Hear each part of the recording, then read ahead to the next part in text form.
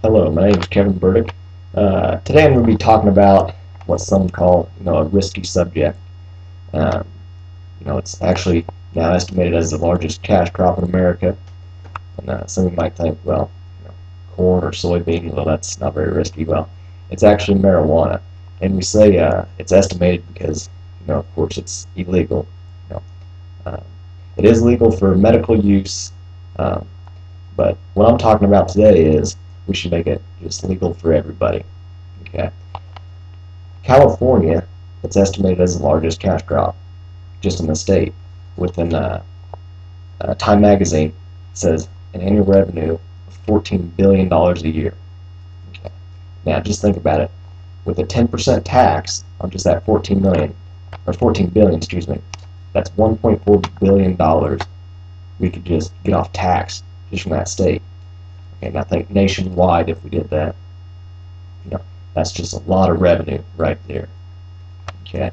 Uh, Another good time is uh, the prison system. That's another part where we spend way too much money. Okay. The New York Times says we spend $68 billion a year on corrections, and 1/3 of those is for non-violent drug crimes. Okay. That's meaning they're either possession of marijuana or they're transporting it, and marijuana is definitely the main cause of that. So just by making that legal, we can eliminate a lot of money that's being spent on the prison system just on marijuana.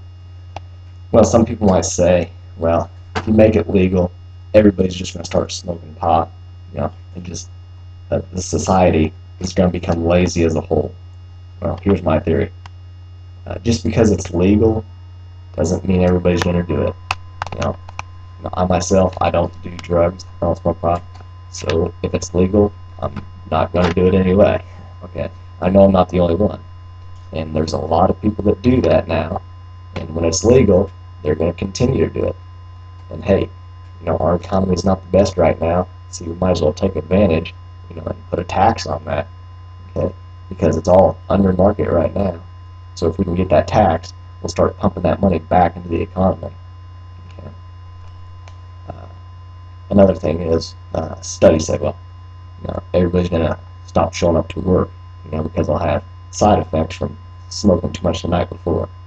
Well, actually, you're much more likely to not show up to work because of a hangover, from people drinking.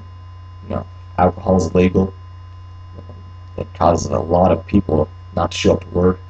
It causes a lot of accidents, you know, and people say marijuana, doesn't do that. But that's a different story. I don't believe that marijuana is gonna cause those accidents. It doesn't impair, you know, on the occasional basis. If you're doing it heavy, okay, that's a different story. Then that might uh, impair that. But this is just to legalize it, and people use common sense and don't go overboard with it. Uh, Actually, ABC News did a report from a study at the University of Alabama at Birmingham and the University of California. They did a study on 5,000 black and white men over a 20-year span to see the effects on the lungs versus cigarette smokers versus people that occasionally smoke pot. Okay, the study overwhelmingly showed all the cigarette smokers had decreased lung function. Okay, and the occasional people that smoked pot did not. And that's this. There's been many studies over it to show the if there is any health problems.